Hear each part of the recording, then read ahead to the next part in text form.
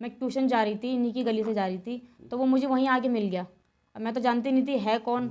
जब उसने धमकी दी ना मुझे कि तुम मान नहीं रही हो तुम लोग, पहले तो मैंने उसे धमकी दी, इनका नाम लेके बोला, पहले तो मैंने उसे धमकी दी, वो तो शायद मान गया, पर तुम नहीं मान रही हो। अब क्या तुम्हें जीना नहीं है? क्या तुम्हें मरने का मन कर रहा है तुम्हारा? कुछ ऐसी उल्टी सीधी बातें कर रहा था वो। अब तो मुझे इतना ज़्यादा ध्यान नहीं है, पर उसने मुझे वहीं पे पकड़ के कुछ कहने लगा, ऐसी धमकियाँ देने लगा, तो मैं समझ गई कि ये वही है जो इनको पहले धमकी देता था।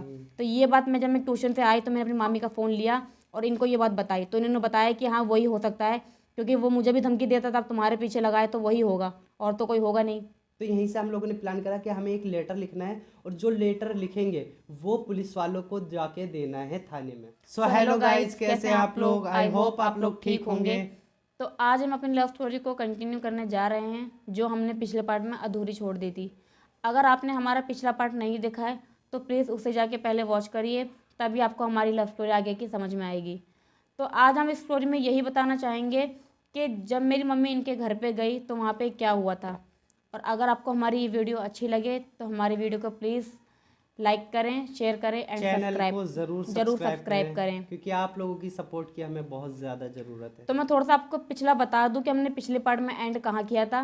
कि जब मेरी मम्मी ने मेरे भाई को बताया कि जब मेरी मम्मी को कॉल करा, तब मेरी मम्मी से इनकी बहस हुई। इन्होंने कहा कि मैं देखता हूँ तुम उसकी शादी कैसे करवाओगी, उसकी शादी तो मेरे से ही होगी, और जो तुमने उस पर काला जादू करा है वो मैं भी करवा सकता हूँ, मेरे भी जानने वाले हैं। तो इन्होंने कुछ ऐसी इस तरीके से इनकी कुछ बात हुई थी। तो मेरी मम्मी ने मेरे भाई को ये सब बताया कि वो मुझे जो है धमकी दे रहा है इस तरीके से। तो मेरे भाई ने जो है शाम में मेरी मम्मी के साथ इनके घर पे आए। तो हम इसी के आगे बताएंगे कि इनके घर पे जाने के बाद वहाँ पे क्या हुआ था, तो ये यही बताएंगे। जब इनके वहाँ पे थोड़ा सा हो गया तो इनके भाई को इनकी मम्मी ने लिया और वो डायरेक्ट मेरे घर पे आ गई। मैं उस टाइम पे कारखाने में था। आने के बाद इनका भाई और मम्मी मेरे घर पे खड़े हुए हैं।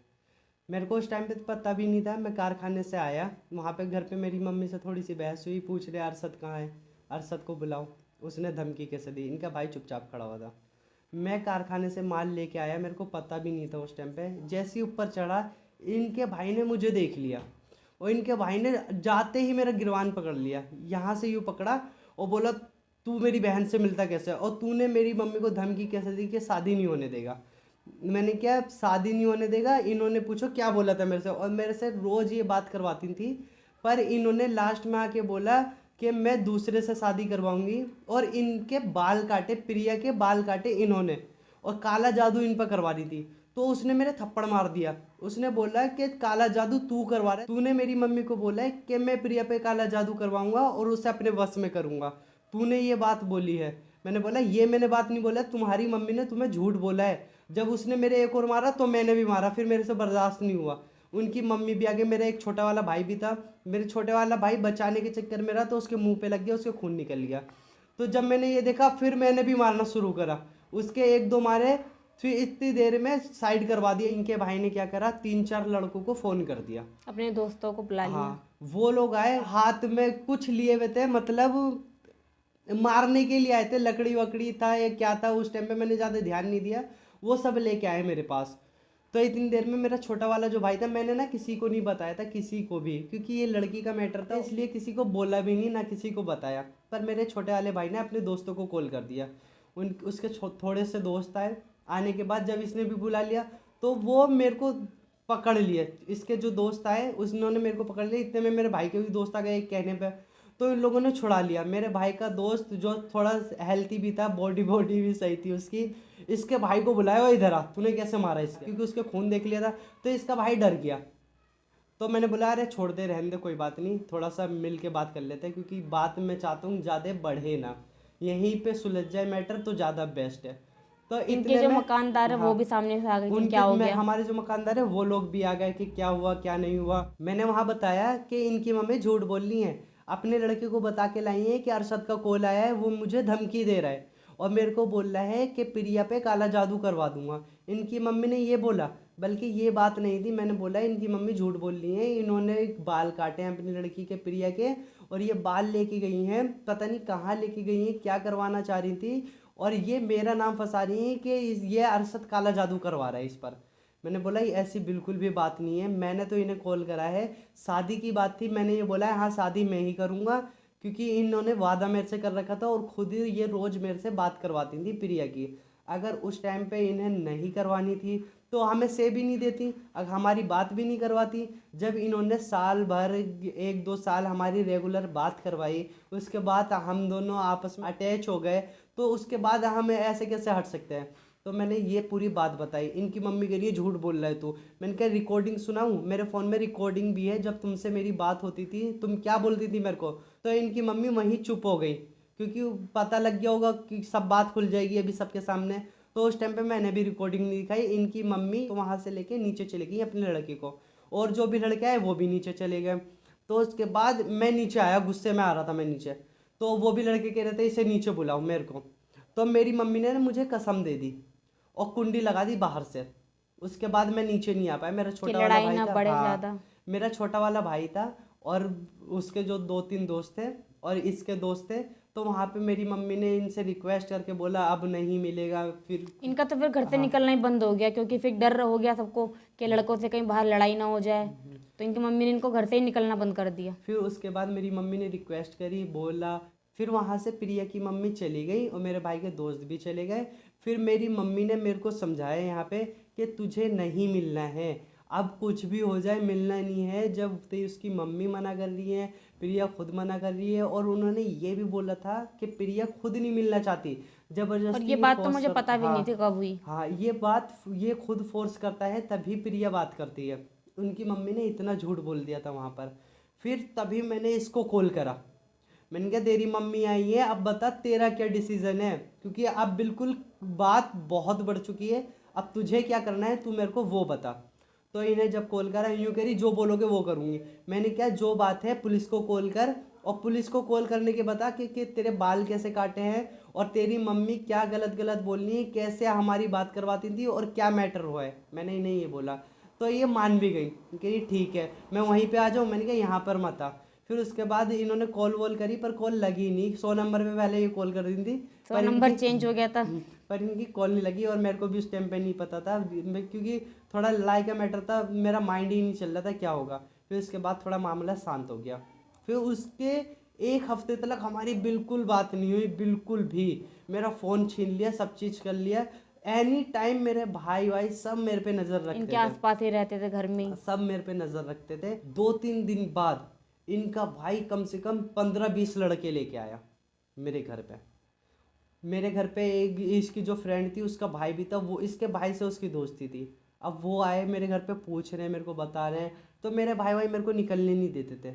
फिर मेरे भाई ने मेरे 2-3 लड़के बुला लिए, मैं जहाँ जिस कारखाने में मैं बताता हूँ काम करता था वहीं पे बैठे हुए थे। फिर उसके बाद तुम अपनी मम्मी के साथ मेरे भाई के कारखाने में भी आई थी, क्या बात हुई थी? फिर मैं अपनी मम्मी को जो है इनके कारखाने में लेकर आई कि मुझे एक दफ़ा बात करनी है, तो मुझे बात करवा दो। तो इनके घर तो नहीं गई, जो इनकी गली में इनका कारखाना था जहाँ ये लोग काम करते थे वहाँ पे लेकर गई। तो वहाँ पे ये तो नहीं थे, इनके जो बड़े भाई हैं दोनों वो थे, और उनके इनके जो चचा के लड़के हैं वो थे। ये सारे भाई बैठे हुए थे, ये नहीं थे। पर तो वहाँ पे मैं गई तो मैंने उनसे, इनके बड़े भाई से कहा कि मुझे एक दफ़ा बात करनी है। तो उन्होंने साफ मना कर दिया कि वो तुमसे बात नहीं करेगा, क्योंकि मेरे घर वालों ने बिल्कुल मना कर दिया है। तुम्हारी मम्मी बार बार आती हैं हमारे घर पे, लड़ाई झगड़ा करती है, तो हमें ये चीज़ें अच्छी नहीं लगती। तो वहाँ से जो है हम लोग चले गए। जब मैं घर पे गई तब मेरी मम्मी ने मुझे इतना सुनाया कि देख, वो अपने घर वालों की बात मान गया, उसके भाई ने कहा कि वो बात नहीं करना चाहता तो वो तेरे से बात नहीं करता, पर तू इतना जिद में लगी हुई है, तू हम लोगों से लड़ रही है। पर उसने अपने घर वालों की बात मानी, और ये बात वो बार बार कहती थी कि वो अपने घर वालों की बात ही आगे चल के मानेगा। और इनकी मम्मी ने बिल्कुल सच नहीं बताया कि वहाँ पे हुआ क्या है, वो कुछ क्योंकि भी नहीं लड़ाई का बताया। मैटर मुझे कुछ नहीं पता था हुआ क्या है, और लड़ाई के बाद हमारी बात ही नहीं हुई। और सारा ब्लेम मेरे पे डाल दिया कि उसी ने सब करा है। मतलब जो वो करके गई थी यहाँ पर, पूरी गली में हमारी बदनामी कर दी थी, उन्होंने ये भी नहीं बताया कि क्या मैटर हुआ था। सारा इल्जाम मेरे पे रख दिया। इसके दिमाग में गुस्सा भर तो गया मैं इस यही चीज़ का। बात करने के लिए आई थी कि हुआ क्या था, अब करना क्या है। पर इनकी मेरी बात जो है इनसे मेरी हो ही नहीं पाई। इनके भाई ने मना कर दिया कि वो बात नहीं करेंगे अब। तो फिर मैं वापस चली गई। फिर जब घर पे गए तो मुझे सुनाया गया काफ़ी। फिर हमारी काफ़ी दिन तक जो है बात नहीं हुई, काफ़ी दिन के महीने चले गए, हमारी बात ही नहीं हुई।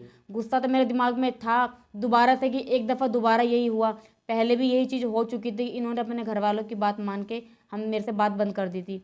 अब ये दूसरी दफ़ा हुई थी, तो मुझे अब जो है बिल्कुल मेरा बिलीव उड़ गया था इनसे। मेरे को बिल्कुल यकीन ही नहीं हो रहा था कि अब करना क्या है, करना क्या चाहिए। तो मैं बस यही सोच रही थी कि चलो अब जैसा मेरी मम्मी कहेंगी मुझे वही करना चाहिए, क्योंकि 2 दफ़ा हो गया, बार बार ऐसी यही चीज़ दोबारा होएगी तो अच्छी नहीं लगेगी। तो मैंने ठान लिया था कि अब जो मेरे घर वाले चाहेंगे मैं वही करूँगी। मैंने इनसे बात करने की कोशिश भी नहीं करी। मैं ट्यूशन जाती थी पर इनकी गली से मेरा जाना बिल्कुल बंद कर दिया मैंने। मैं अब दूसरी गली से जाती थी, ट्यूशन स्कूल भी जाती थी।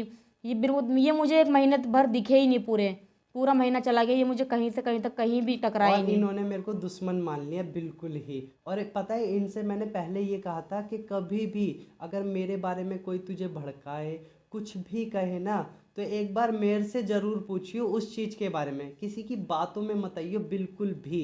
मैंने इन्हें कॉल पे भी बोला था और पर्सनली पर उस मिलकर टाइम पे भी कहाँ बोला था। समझ आ रहा था, उस टाइम पे गुस्सा इतना था कि बस जो वो लोग कह रहे थे वही ठीक लग रहा था। जो इनकी मम्मी ने मेरे बारे में बोला वो इन्होंने सच मान लिया और मेरे से 1 महीने तक बात नहीं करी। और मैं पर धीरे धीरे फिर नॉर्मल होता गया, काम करते गया, पर मेरा दिमाग इन्हीं की तरफ लगा रहता था, सोचते रहता था अब किसी और से शादी हो गई मेरा क्या होगा, मैं कैसे रहूँगा प्रिया के बिना, मतलब यही सब मेरे माइंड में चलता रहता था। फिर मेरे भाई को मैंने बोला मैं बात नहीं कर रहा हूँ। कारखाने में मैं अकेला काम करता था, वहाँ से ताला लगाया मैंने, उठ के मैं गया इनकी गली की तरफ। गली की साइड मैं वहाँ पे गया तो देखा, ये दूर से खड़े होके मैंने देखा, इन्हें भी नहीं पता था। 2-3 गली आगे से देखा, क्योंकि लंबी गली थी ना, वहाँ से मैंने खड़े होके देखा, ये बाहर निकली पानी भर रही थी, ठीक है। फिर वहाँ से थोड़ा सा देखा, मेरा दिल करा कि कैसे मिलूँ। उस दिन बात नहीं हुई। फिर अगले दिन मैं उधर से गया, साइड से सामने से गुजरा ना, तो इनकी मेरे पे नज़र पड़ गई, ये भी वहीं खड़ी हो गई। वहीं पे थोड़ी सी इन्होंने देखा, मैंने देखा, फिर आगे चला गया। फिर मैं पीछे गली से घूम के आया ना, ये कोने पे खड़ी हुई थी, इनका भाई अंदर था, मतलब यही थी कोने पे बिल्कुल। मैंने इनकी तरफ देखा, इशारा करा, इन्होंने मेरी तरफ देखा, देखती नहीं ये भी, क्योंकि प्यार तो था ही। फिर ये भी मेरे को देखती नहीं। फिर मैं गली में अंदर गया, इनके घर के पास बिल्कुल चला गया, तो इन्होंने मेरे को बोला नहीं नहीं जाओ तुम जाओ, भाई देख लेगा। हाँ, भाई देख लेगा, मेरा देख लेगा। मैंने कहा नहीं कुछ नहीं होगा। मैंने कहा जो भी तुम्हारी मम्मी ने बोला है या कुछ भी बोला है, एक बार मुझे कॉल करो और मुझसे बात करो, क्या हुआ है क्या नहीं हुआ मैं तुम्हें बताऊंगा। तुम उनकी बातों पे भरोसा मत करो, जो चीज़ वहाँ हुई थी ना वो बताऊंगा, क्योंकि मेरे सामने हुई थी। अब तुम्हारी मम्मी ने क्या बोला है मुझे वो नहीं पता, मेरा ये वही इतना बोल नंबर, के वहां हाँ से चले गए। मेरा वही नंबर है, मुझे कॉल करो, इतना मैं बोल के चला फोन तो गया। मेरे पास था नहीं उस टाइम पे। इन्होंने बोला ठीक है। तो मैंने अपनी मामी का ऊपर जाके फ़ोन लिया, ऊपर वाले रूम से। उनसे मैंने फ़ोन मांगा कि मामी 1 मिनट फ़ोन देना, बात करनी है ज़रा। उन्होंने पूछा भी नहीं कि कहाँ करनी है, वो समझ गई थी मुझे बात कहाँ करनी है, तो उन्होंने मुझे फ़ोन दे दिया। तो मैंने बाहर आके तब जाके इनसे कॉल करी, सारी इनसे बातें जानी मैंने, उस दिन क्या हुआ क्या नहीं, तब जाके थोड़ा माइंड शांत हुआ। तब मेरा गुस्सा, जहाँ मेरा गुस्सा इनके तरफ था, फिर मेरी मम्मी की साइड चला गया गुस्सा, कि मुझे बताया क्यों नहीं गया, इतना सब गलत हो गया, इतना टाइम हो गया, अगर ये आज आते नहीं तो मैं तो इसी भूल में रह जाती कि इन्होंने धोखा दिया। तो उसके बाद हम लोगों ने वहीं पे प्लानिंग करी, अब हमें शादी करनी ही है।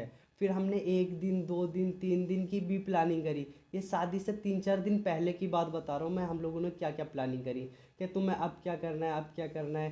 पर 2-3 दिन के अंदर ही अंदर इन्हें एक जना वो मिला जो मेरे को शुरू में धमकी देने लगा था देता ना, था। वो इन्हें मिला। यहाँ से सिचुएशन और बेकार हो गई। उसने क्या बोला था, मैं ट्यूशन जा रही थी, इन्हीं की गली से जा रही थी, तो वो मुझे वहीं आके मिल गया। अब मैं तो जानती नहीं थी है कौन। जब उसने धमकी दी ना मुझे कि तुम मान नहीं रही हो तुम लोग, पहले तो मैंने उसे धमकी दी, इनका नाम लेके बोला, पहले तो मैंने उसे धमकी दी, वो तो शायद मान गया, पर तुम नहीं मान रही हो। अब क्या तुम्हें जीना नहीं है, क्या तुम्हें मरने का मन कर रहा है तुम्हारा, कुछ ऐसी उल्टी सीधी बातें कर रहा था वो। अब तो मुझे इतना ज़्यादा ध्यान नहीं है, पर उसने मुझे वहीं पे पकड़ के कुछ कहने लगा, ऐसी धमकियाँ देने लगा, तो मैं समझ गई कि ये वही है जो इनको पहले धमकी देता था। तो ये बात जब मैं ट्यूशन से आई तो मैंने अपनी मामी का फ़ोन लिया और इनको ये बात बताई, तो इन्होंने बताया कि हाँ वही हो सकता है, क्योंकि वो मुझे भी धमकी देता था, अब तुम्हारे पीछे लगा है तो वही होगा, और तो कोई होगा नहीं। तो यहीं से हम लोगों ने प्लान करा कि हमें एक लेटर लिखना है, और जो लेटर लिखेंगे वो पुलिस वालों को जाके देना है थाने में। इन्होंने मुझसे बोला कि मैं उसमें बोलूँगी कि मैं 18 साल की हूँ, मैं एक लड़के से प्यार करती हूँ, पर मुझे मेरे घर वाले और वो लड़का जान से मारने की धमकी दे रहे हैं, क्योंकि ये लड़का इनकी मम्मी के जानने वाला, तो इनकी मम्मी को भी पता था, वो बिल्कुल भी एक्शन नहीं ले रही थी। इन्होंने ये लेटर लिखा, मेरा फ़ोन भी ले रखा था। फिर उसके बाद क्या हुआ? फिर मैं गई अपनी मम्मी के पास, मैंने उनसे कहा कि मुझे मेरा फ़ोन दे दो, काफ़ी टाइम हो गया है, मेरा टाइम नहीं कटता घर पे। तो उन्होंने मुझे फ़ोन नहीं दिया। तो मैंने उनसे फिर कहा थोड़ी देर बाद कि मुझे मेरा फ़ोन दे दो, उन्होंने मेरी बात को सुना ही नहीं। फिर मैंने लास्ट में गुस्से में जाके कहा कि मुझे मेरा फ़ोन दे दो वरना मैं घर से निकल जाऊँगी। तो वो सोची शायद मजाक कर रही हैं, कह रही जा, जाना है तो जा, जहाँ जाना है जाओ। मैंने कहा मुझे मेरा फ़ोन दे दो वरना मैं चली जाऊँगी। कह रही जा, मैंने कहा जाऊँ, बोल रही हाँ जा, जहाँ जाना है। मैंने चप्पल पहनी और मैं घर से निकल गई स्टेशन की साइड। वो लेटर लेके ही निकल गई। वहाँ पर जाने के बाद इन्होंने दे दिया वो थाने में। वहाँ पुलिस वाले को, हाँ, तो पुलिस वालों का क्या रिएक्शन आया था? उन्होंने रिएक्शन किया, तुमने उन्होंने क्या लेकर जाके पढ़ा बोला भी था? नहीं। सबसे पहले तो उन्होंने मेरी मम्मी का फ़ोन नंबर मांगा मुझसे। मैंने उसे फ़ोन नंबर दिया तो उन्होंने मेरी मम्मी को फ़ोन करके कहा कि तुम थाने पे आ जाओ। पर जो थाना था हमारे घर से थोड़ा दूर था, तो मेरी मम्मी को आने में थोड़ा टाइम लग गया। तो इस बीच उन्होंने जो मुझे काफ़ी ज़्यादा धमकाया। और ये जब थाने में आई थी ना, इसका मेरे को भी बिल्कुल भी पता नहीं था इन्हें कि भी ये नहीं आ पता था, चुकी हैं।